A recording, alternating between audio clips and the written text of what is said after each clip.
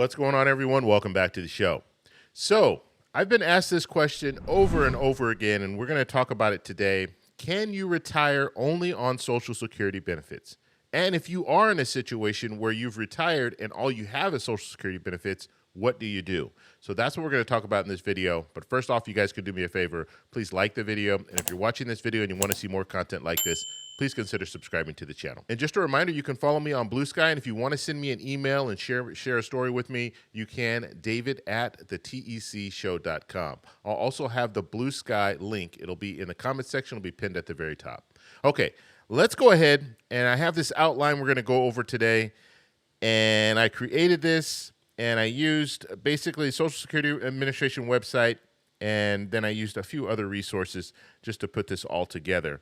But the question is, can you retire only on Social Security benefits? Okay, so understanding Social Security benefits. Social Security is a government program designed to provide financial assistance to retirees, disabled individuals, and survivors of deceased workers. The amount you receive in benefits depends on your earnings history and the age at which you choose to start receiving benefits. Okay, so this is really important, and most people know this after they've retired. So they'll know as far as earnings and age of retirement, but some people don't know how the system works. And so basically, just so you know, when it comes to your full retirement age, right now, anyone who was born after 1960, you're not going to be able to retire until you're 67. However, people born before 1960, you can retire. It's at 66 years and 10 months or 9 months. And so there's a calculation that they do, but for the most part, 67 is the full retirement age. And so I put this little illustration in here just to show you. Let's say your monthly income, if you retire at full retirement age, is going to be $2,000, okay? The average right now for Social Security beneficiaries is $1,976. So we'll just use 2,000. It's an easy number to work with. And so looking at this, your claiming age determines how much money you're really going to receive. So let's say you want to retire at 62, so you want to retire early. You're going to receive 70% of your benefits, and that would be the amount of $1,400. If you wait until age 66, and like I said, 66, 67, depending on when you were born, but let's just say, for sake of this illustration, 66, you get 100%. 100%, so you get the $2,000. If you wait until age 70, you get the plus-ups. Okay, so if you don't retire at 67 or 66, and you decide that you want to wait until 70, you're going to get plus-ups, and that's going to amount to 124% of your retirement, which would be $2,480. So that's how you can receive a little bit more if you want to wait until you're 70 and not collect at your full retirement age. Okay, something else to take a look at. Cost of living adjustment. Every year there's a cost of living adjustment, and that is based on inflation. So the consumer price index for wage earners, that's what they use, and they only use 3 months. They use July, August, and September. They use those months to determine what COLA will be for the next year. And so that's how COLA works. So if inflation is really high, then you're going to see the cost of living adjustment go up. Basically, the cost of living adjustment is to keep your purchasing power around the same. So in essence, it keeps up with inflation. That's the reason why you have COLA. Now, COLA doesn't always keep up with inflation, and there's been research done to show that it doesn't keep up with inflation. And so just to give you an example, inflation could be 3%, but your cost of living adjustment was 2.5%. And so it's not keeping up with inflation. And so that is an issue, but what they need to do is they need to change the consumer price index for wage earners to the consumer price index for the elderly, because seniors have different spending habits than a wage earner, someone who is currently working. That's what we're talking about, wage earners and clerical staff. So they're looking at, right now, the metric that they're using is for people who are actually going to work every day. Well, if you're not going to work every day, your expenses are going to be different. Housing might be different. Healthcare might be different. And so they need to actually change it, and that will better reflect how seniors spend money. Okay, let's go back. So I want to show you this. So when we're looking at how they determine Social Security, they're going to look at your earnings record. They're going to look at they're going to calculate your benefits, and then your retired age decision. We just talked about that. And so claim early, delay benefits. If you claim early, we saw that you get a reduced benefit. If you delay your benefits, you'll get an increased benefit up to 124% of your full retirement. Okay, so let's get to the question at hand. Can you live solely on Social Security? While Social Security can provide a safety net, relying solely on it for retirement may not be sufficient for most individuals. Okay, so most people, they're not going to be able to retire solely on Social Security. It says the average monthly benefit as of 2025 is around $1,976, which may not cover all living expenses, especially in areas with a high cost of living. Okay, so we know, just look at that number. We're talking average here, $1,976. Just think, if your rent is $1,500, which $1,500 is not a lot for rent nowadays, how can you survive? You can't. You're not going to be able to do it. And let's say you're living in an area where it's $1,000. Rent is $1,000, one bedroom. That's still going to be, you're still going to be struggling. You have $976 left over, on average, left over to spend on groceries, all your utilities, and just anything, everything, your lifestyle, all of that. So these are some of the things to consider. And this is, and I put this together as well. So housing costs, obviously, housing costs is going to be significant. So it's a significant rent or mortgage payments can strain the budget. And so if you're in retirement and you're renting, or if you have a mortgage, that's going to be the bulk of the money that you spend every month. Now, if you paid off your house, then yes, you're in a better situation. But some people haven't, and some people don't own a house, and some people are renting. Okay, so healthcare expenses. So out-of-pocket costs may exceed Medicare coverage. So let's say you're on Medicare, you're receiving Medicare benefits, and you have some out-of-pocket costs. That adds up. Okay, lifestyle choices. So if you're retired, are you going to just sit at home, or are you going to do things? So travel, hobbies, that requires money. So you're going to need money to do those things. And so you could be retired, but what type of lifestyle are you living? Are you just at home all day and you don't have anything to do because you can't afford to do anything? Okay, so looking here, strategies to enhance retirement income. Now, this is important, okay, because when I was working, and I've retired now, but I'm earning a pension. I'm not collecting Social Security currently. I'm too young for that. But before I retired, I didn't look at some of this stuff. I didn't even really think about it. I just looked at the fact that, okay, this is what I'm going to receive in a pension, and later down the road, I can receive Social Security benefits. And my plan was always to continue working, and I have my own little business going, so I was going to continue doing that. So it wasn't just going to be my pension, it was going to be other income coming in. Okay, so it says here, to ensure a comfortable retirement, consider the following strategies. Supplement with savings, so contribute to retirement accounts like 401ks, IRAs, or just save money on your own so you have a little nest egg when you retire. Part-time work, so a lot of people are doing just like I was talking about, they retire, but they want to continue working, so they want to work part-time, but they just don't want to work in the same job that they were working before. Like a full-time job is much more demanding. If you work part-time, you can kind of choose the hours that you work, and now you can work from home and things like that. So it's just more comfortable lifestyle that way. And then also here, downsizing, so you can move into a smaller home, a less expensive area to free up cash, to reduce your living expenses. So there are different things. Since now that you're retired, you can move. You're not working. You're not tied to a job, to a specific area. So you have the flexibility to live somewhere else. You can live in another country, and a lot of people do that. And yes, you can collect Social Security benefits if you live in most countries. There are some countries, very few, it's like less than 5, where you can't receive Social Security benefits if you live in those countries. But the vast majority of countries, you can go there, you can live abroad, you can be an expat, and a lot of people do this as well, and they collect their Social Security benefits, their pensions, or what have you in these other countries, and their lifestyle is better because the cost of living in some of these countries that they move to is a lot less than it is in the U.S. Okay, invest wisely, so consider low-risk investments, so like ETFs or just major companies that are not going to go bankrupt anytime soon. You can do that, like Apple, and I'm not a financial advisor. Let me say that first. I said Apple, so I don't want people to jump on Apple and then Apple's stock goes down. So I'm not a financial advisor, but you can look at ETFs. You can look at some of these different, just invest in the S&P 500. And over time, your money will grow. Okay, so let's look at the three-legged stool. This is retirement 101. So retirement income. So you have this three-legged stool. On one end, you have employer pension. So that could be that can be an actual pension or a 401k, as well as other retirement plans that are set up by your employer.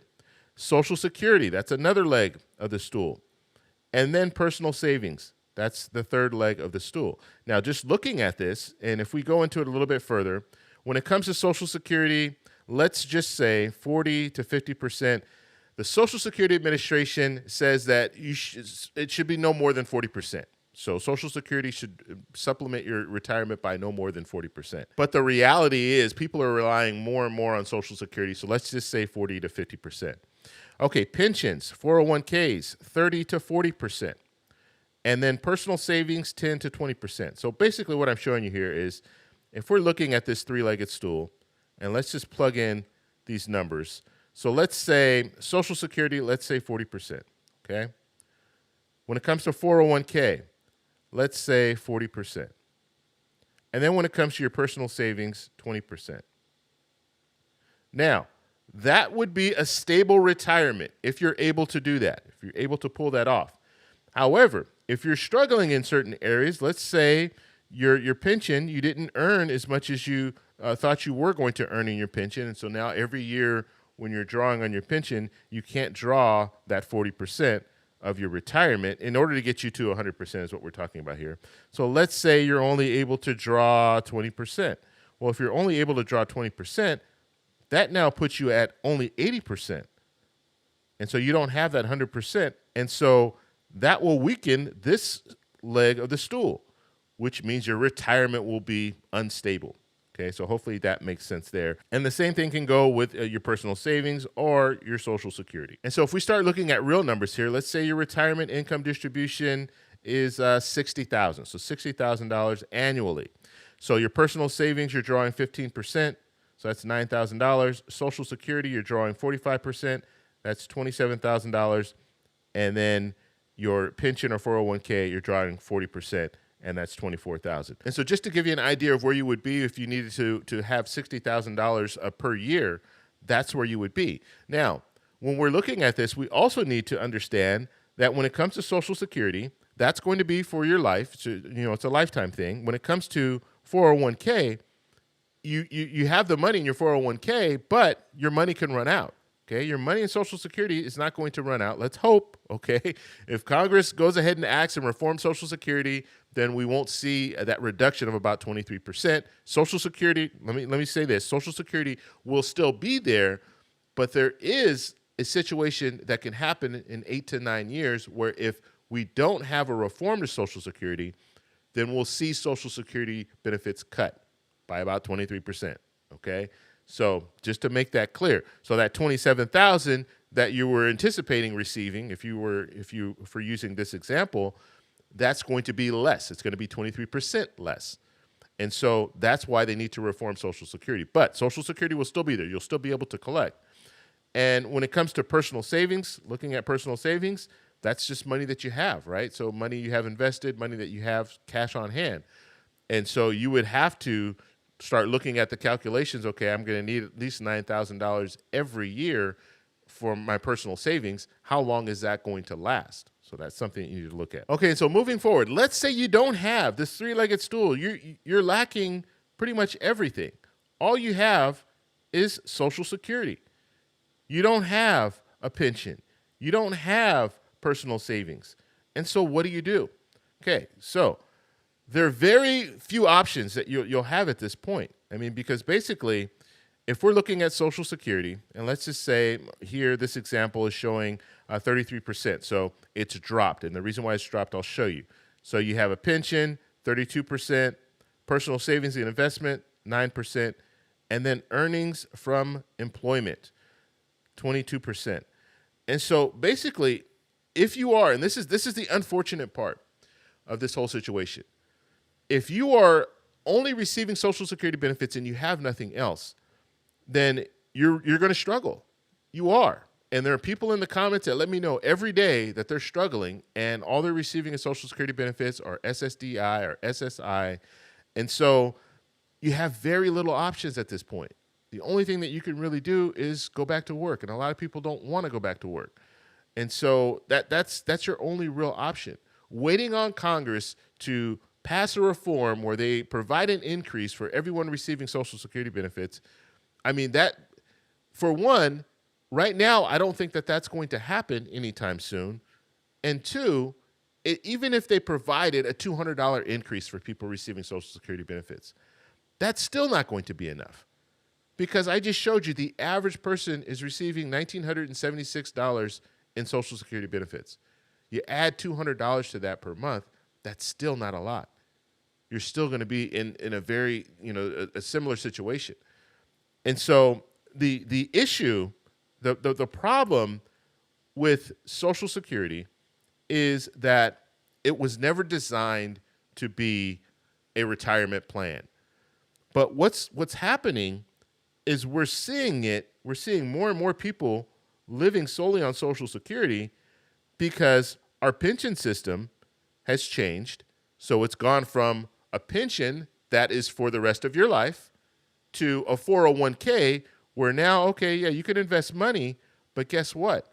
That money can run out. And depending on the economy, depending on the stock market, it goes up and down. So you can retire, have a 401k set up, but guess what? 1 year could be good, but the next year could be bad, and then the next year after that could be bad, and you're losing money. You're losing money from your retirement, whereas a pension will pay you out for until you're no longer here. And so this system of 401ks, so no longer having pensions but having 401ks, this is still a test study. I mean, they just really ramped this up in the 80s. And so now people are starting to retire, and they're starting to realize, okay, this 401k is not enough. And so when we go back to the three-legged stool, if you don't have a pension and you have a 401k and you realize that the 401k is not enough, then you're going to rely heavily on Social Security. And then when we talk about personal savings, look at some of the research that's been done when it comes to personal savings. There are a lot of people that have no money saved up. And they're at the point where they need to retire, but they don't have anything. And so that's something else that we need to look at. So let's say you don't have personal savings, you don't have a pension, you have a 401k, but you don't have a lot in your 401k, you're going to rely almost 100% on Social Security. And that's the reality. That's what we're looking at right now. And so that's why Social Security is very important, and they need to make reforms to Social Security. But unfortunately, I don't think it's going to be enough. Even if you are in the situation that I'm showing right here, where you don't have any personal savings, you have very little when it comes to your 401k. Some jobs don't offer 401ks. That's another thing. So you could work for a job, they don't offer a 401k, and so you don't have a 401k. And then when it comes to your personal savings, you have very little in your personal savings. And so all you're relying on is Social Security. And more people are that way right now. And so that's why when I go back to the situation that we have here, employment, I mean, for some people, it's going to be the only option. I understand. Some people are at an age where it's like, I can't go back to work. I'm too old.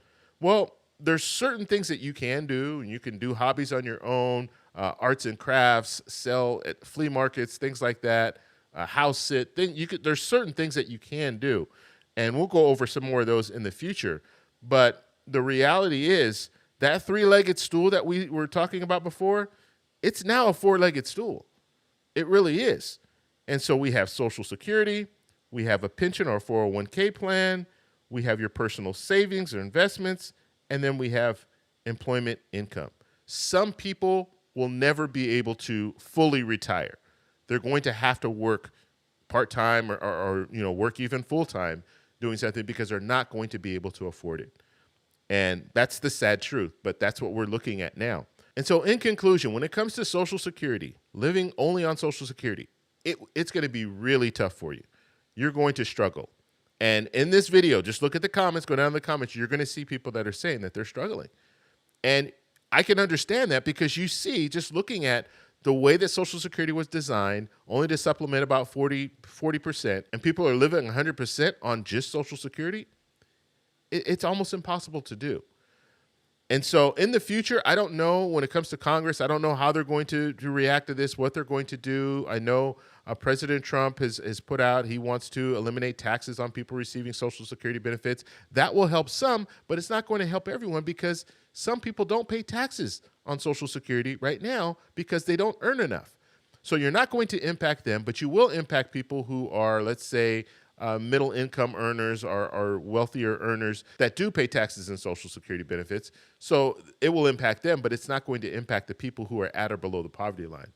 And so that's something else. So basically what we need to do, and I think they've talked about this before, in addition to providing an increase for people receiving Social Security benefits, we should have a baseline. They should means test Social Security to where there's a baseline that's above the poverty line.